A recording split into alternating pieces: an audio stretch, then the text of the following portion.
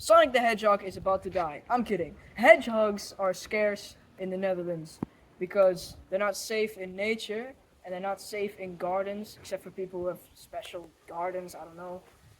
It's not safe because robots are taking over, which means robots also mow the lawn. And they don't see a hedgehog and go, I'm not gonna chop that up. So they chop them up and then they die into a bunch of little pieces. They don't die, but they get like extremely big wounds, and they take about 9 months to get better from those wounds. So without care, they basically die. Yeah. It takes a whole ass pregnancy for them to heal. But the knives like get stuck in them, and yeah, if you ever stabbed yourself, which I don't recommend, don't do it. That does a lot of damage.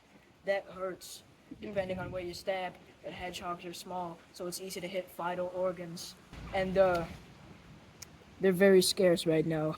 There are also a lot of other dangers for them, like just roads, because roadkill, Cars.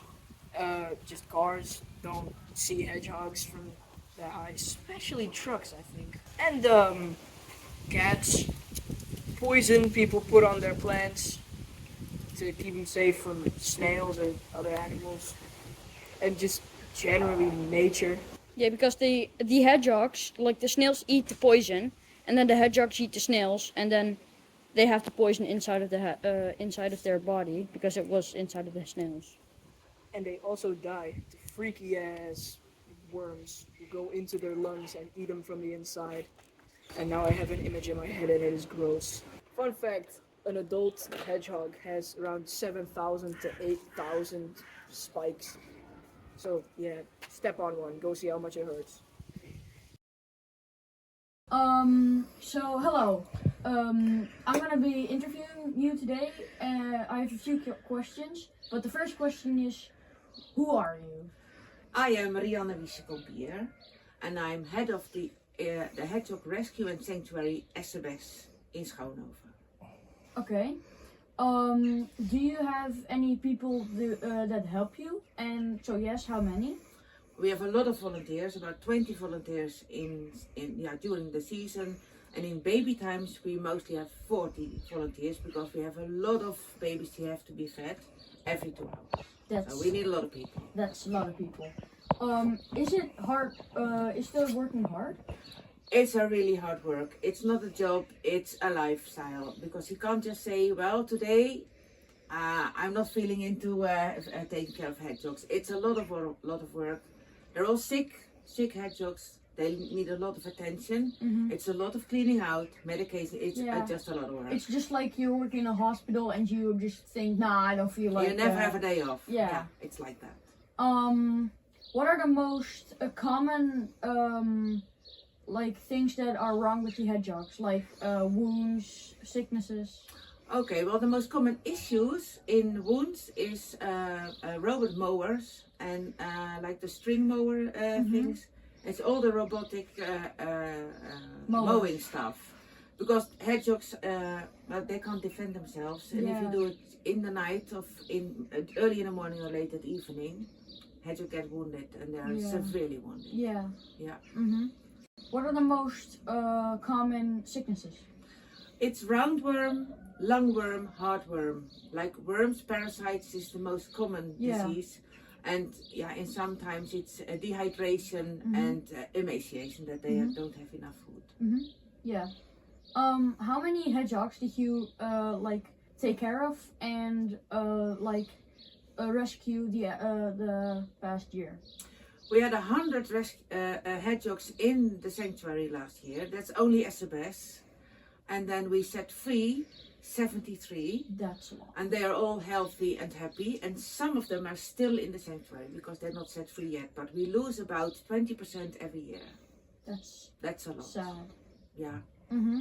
What's the most busy time in a year that you have like the most sick hedgehogs in the sanctuaries? In winter we have a lot of too cold and dehydrated hedgehogs. In springtime it's extremely busy because it's the hedgehog that got out of winter very poorly and having babies. So it's the combination.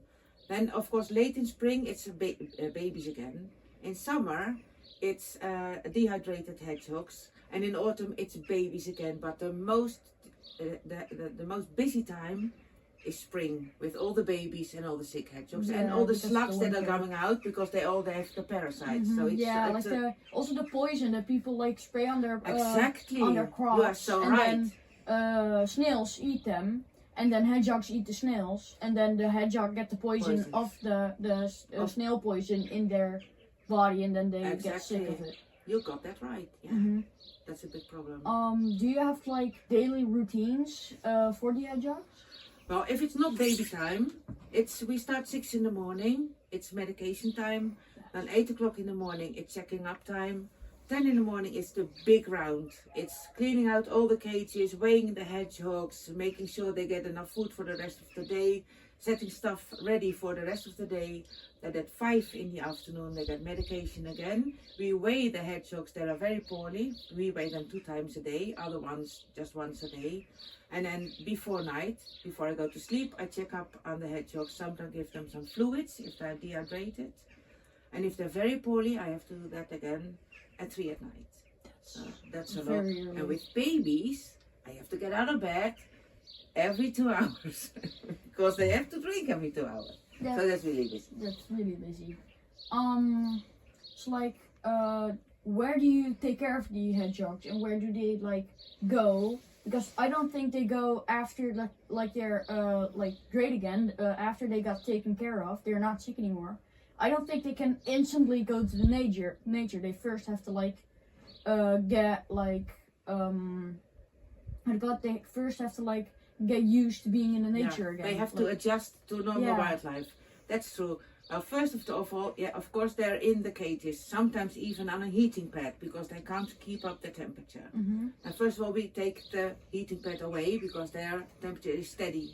And then afterwards, they get used to being outside 1 hour a day, 2 hours a day, sometimes twice. But how do they be And outside? eventually they go out. Well, we have special gardens. We have to take care of them in an enclosed garden, otherwise they walk away. Yeah. And we can't And take die. care of them. So we really have to be sure Mm-hmm. they're safe to be set free. Yeah. So we have the tryout in the tryout garden, and that's outside of here. It's called the rehabilitation gardens. Yeah.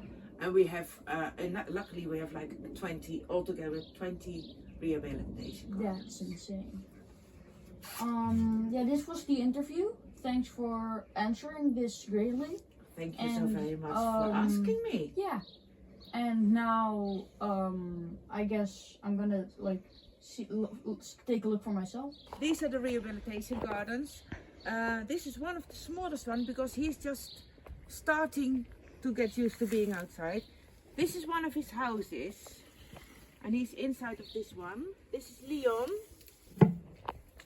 This one has been in a motor more, and he was extremely injured. Well, his skin is healed right now, and all the scars are gone. He's not like making a ball out of himself. Is he asleep? No. He has been in the sanctuary for about 4 months, so he's very used to being handled. So he's one of the easy ones. Mm-hmm. And we'll just weigh him.